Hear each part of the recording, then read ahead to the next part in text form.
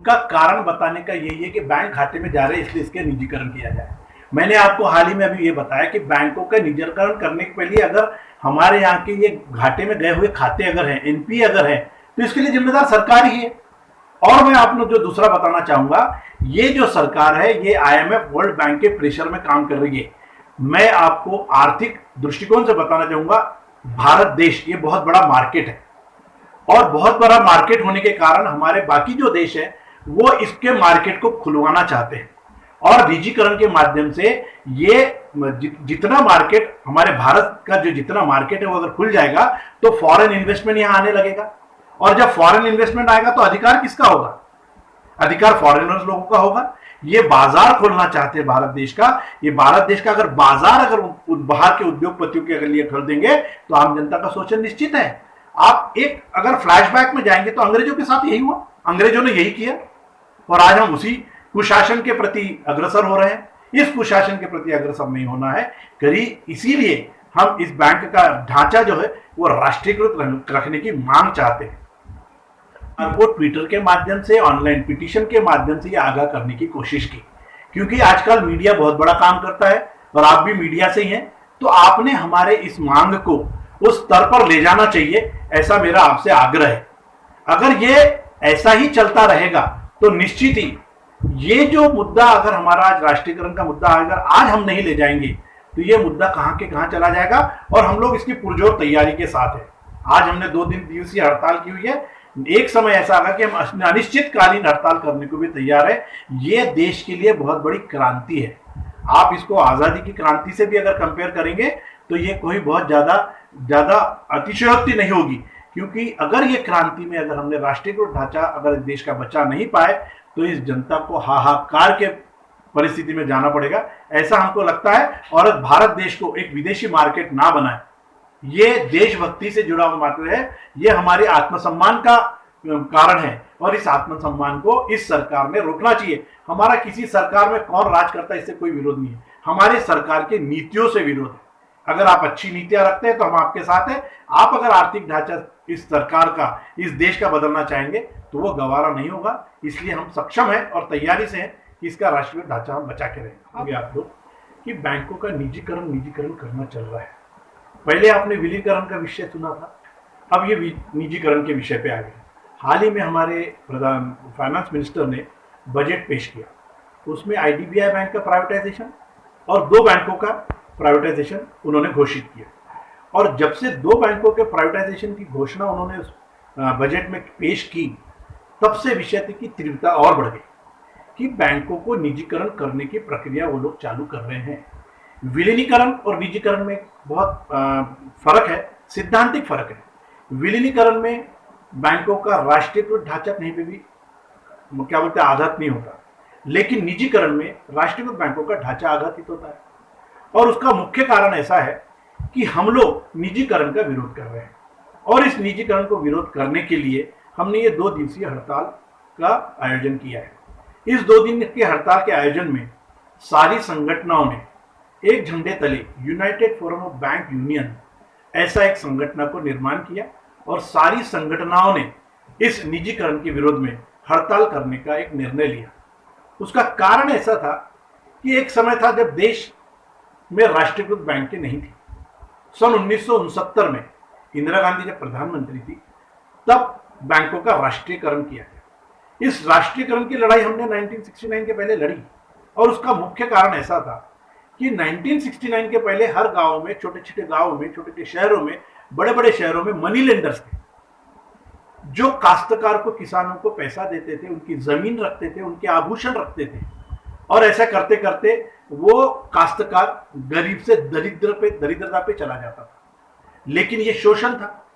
ये शोषण को समाप्त करने के लिए 1969 में राष्ट्रीयकरण किया गया। उसका मुख्य उद्देश्य ऐसा था कि आम जनता का नुकसान ना हो, आम जनता को समाज से जोड़ा जाए और राष्ट्रीयकरण करने से समाज का आधार जो है वो राष्ट्रीयकृत हो ताकि उसका शोषण कम हो और उसकी पहुंच, आम जनता की पैसे की पहुंच देश की उन्नति में लगे। ये उस समय का मुख्य कारण था। अगर उस समय राष्ट्रीयकरण किया गया तो आज ये सरकार निजीकरण के ऊपर क्यों सोच रही है? और निजीकरण करने का विरोध हम इसलिए कर रहे हैं कि जब भी किसी सरकार के सारे उद्योग अगर निजी संस्थाओं को दिए जाते हैं तो उसमें इस समाज का शोषण होता है। अब आप ये पूछेंगे कि समाज का शोषण कैसे होता है। आपने देखा होगा कि प्राइवेट बैंकों में मिनिमम बैलेंस 5,000 से आपका खाता खोला जाता है। क्या मेरा ये छोटा रिक्शे वाला, क्या ये फुटपाथ पे बैठने वाला, क्या ये मोची जो हमारे चप्पल जूते के काम करता है, क्या ये बड़े बैंकों में जा सकता है? क्या वो 5,000 का खाता खोल सकता है? इन्हीं उद्देश्यों को ध्यान में रखते हुए राष्ट्रीयकृत बैंक का जो बनाया गया उसका कारण ये था कि समाज का हर वर्ग उस बैंक में जा सके। लेकिन निजीकरण के साथ साथ यह व्यवस्था फिर से समाप्त होगी। आपने हाल ही में देखा होगा कि हमारे प्रधानमंत्री जी ने जितनी योजनाएं इस देश में लाई, जनधन योजना हो, प्रधानमंत्री आवास योजना हो, ये सारी योजनाओं को कार्यान्वयन इस राष्ट्रीयकृत बैंकों ने किया। अब जब राष्ट्रीयकृत बैंकों ने दिन रात बैठकर इस सारी शासन की सारी योजनाओं को अगर करबद्ध किया और सफलता प्राप्त की, तो राष्ट्रीयकृत बैंकों का सबसे बड़ा हिस्सा है। अगर ऐसा था तो ये प्राइवेट बैंक क्यों नहीं कर सकते थे? और ऐसा ही था तो प्राइवेट बैंक ग्रामीण बैंक में अपना ब्रांचेस क्यों नहीं खोलते? ये सारी प्राइवेट बैंक बड़े बड़े शहरों में है, बड़े बड़े खातेदारों के लिए है। तो बैंकिंग में दो प्रकार की बैंकिंग होती है। एक कहते हैं बैंकिंग फॉर क्लासेस और बैंकिंग फॉर मासेस। क्लासेस का मतलब एक स्तर के लोग ही उस बैंक में जा सकते हैं, इसलिए निजीकृत बैंक में जाते हैं। बराबर है।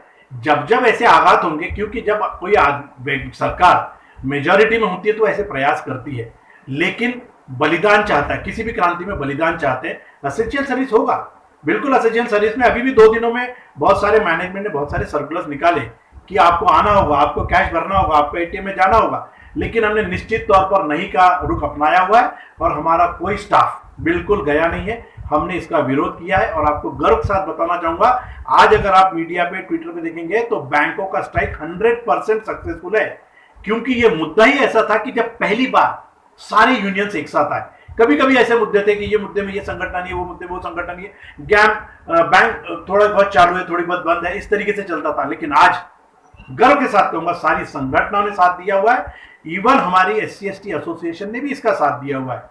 क्यों? कि ये सरकार के मुद्दे के साथ साथ, प्राइवेटाइजेशन के साथ साथ हमारे रिजर्वेशन का भी मुद्दा जुड़ा हुआ है।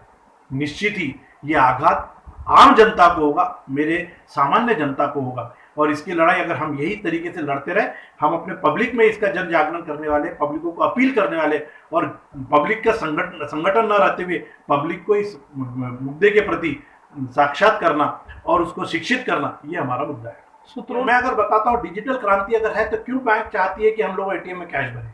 व्यक्ति लगता है उसके लिए, डिजिटल क्रांति के लिए व्यक्ति लगता है। कैश एटीएम में अपने आप तो नहीं जाती। डिजिटल क्रांति करना है, आप ऑनलाइन ट्रांजैक्शन कीजिए। ऑनलाइन ट्रांजैक्शन कितने होंगे, लेकिन आज भी समाज का एक डेमोक्रेटिक कंट्री में, डेंसली पॉपुलेटेड कंट्री में एक व्यवस्था होती है। जहां डेंसली पॉपुलेटेड कंट्री होती है वहां पे सरकार को राष्ट्रीयकृत बैंकों का होना जरूरी है, क्योंकि हर आदमी डिजिटल बैंकिंग पे नहीं जा सकता और सारे व्यवहार डिजिटल बैंकिंग पे नहीं होते। और हम लोग ऑनलाइन के माध्यम से भी इतने सक्षम हुए नहीं है कि डिजिटल बैंकिंग में सफल हो पाए। आप देखते होंगे निजी व्यवस्था में, आप अपने बच्चों के साथ, अपने परिवार में डिजिटल बैंकिंग हर जगह सफल नहीं है। लोगों को बैंकिंग की जरूरत पड़ती है। 2 दिन का हाहाकार होता है, मीडिया खुद अपने वर्तमान पत्रों में हाहाकार करता है कि 4 दिन बैंक बंद नहीं है। तो जब 4 दिन बैंक बंद होने से अगर आपको इफेक्ट होता है तो आप क्यों हाहाकार करते हो? फिर डिजिटल बैंकिंग क्या, तो इसका कितना फर्क गिरेगा? यह भी एक तरीका निजीकरण का है। आपने हमारे बैनर, जब अब आपको मैं दूंगा, ये एक आउटसोर्सिंग करने की बात है, एक पैरेलल बैंकिंग आप तैयार कर रहे हैं। मेरे व्यक्ति कर्मचारी काम कर रहे हैं, वो 6 घंटा 7 घंटा काम करता है, आप आउटसोर्सिंग करके उस आदमी का शोषण करते हैं, उस आदमी को कम पैसे में 12 घंटे काम कराते हैं। तो क्या ये शोषण नहीं है? तो हमारा इस निजीकरण के साथ मुद्दा भी यही है कि आप लोगों का शोषण करेंगे। एक समय के बाद आप लोगों को बिना किसी लेबर एक्ट में आप अमेंडमेंट करने जा रहे हैं, आप सारी चीजें बंद करेंगे और शोषण करेंगे। शोषण, निजीकरण के साथ शोषण ये मुद्दा बिल्कुल निगड़ित है, बिल्कुल जुड़ा हुआ है। अगर ये शोषण करने जाएंगे तो हमारे और आपके बच्चों का भविष्य क्या होगा? आज 40-45 की उम्र में अगर किसी बच्चे को बोल दिया कि कल से हमें आपकी नौकरी की जरूरत नहीं है, वो कहाँ जाएगा? और ऐसा ही शोषण निजीकरण में होता है। मैं आपको उदाहरण के तौर पर बताना चाहूंगा, एक विदेशी बैंक में एक दिन सुबह व्यक्ति 8 लोग काम करते हैं, शाम को बताया जाता है कि कल से आपको नहीं आना है। क्या उनका भविष्य